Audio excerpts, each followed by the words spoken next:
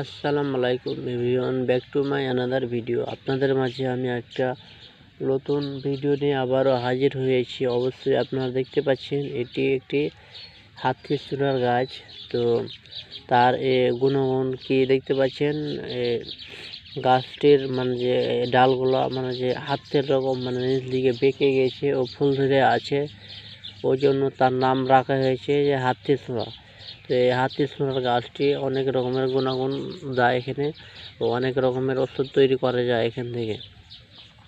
তো তারই আজকে আমি আপনাদের মাঝে এই বিষয়ে কিছু কথা বলবো, ওই জন্য আমি চলে এলাম। তো অবশ্যই আপনারা মনোযোগ দিয়ে শুনবেন যে 5টি আর গুণগুণ আছে। এই 5টি মানে যে এই হাতী চূড়ার গাছ দিয়ে 5 রকমের ওষুধ তৈরি করা যায়। তো অবশ্যই আপনারা মনে করবেন যে কি কি ওষুধ তৈরি করা যায় ও মানে কি কি কাজে লাগে। তো আমি সব কিছু বিস্তারিত আজকে আলোচনা করব আপনাদের মাঝে, ওই জন্য আমি আজকে চলে এলাম। তো অবশ্যই আপনারা ভিডিওটি কন্টিনিউ করে দেখতে থাকবেন, তাহলে আপনারা অবশ্যই বিস্তারিত বুঝতে পারবেন। তো আমি এখন মূল আলোচনাতে চলে যাব। আমি এখন আপনাদের মাঝে এখন কি কি কাজ হয় ও মানে কি কি উপকারী আছে আমি তার এ বিষয়গুলো আমি আজকে তুলে ধরবো আপনাদের মাঝে।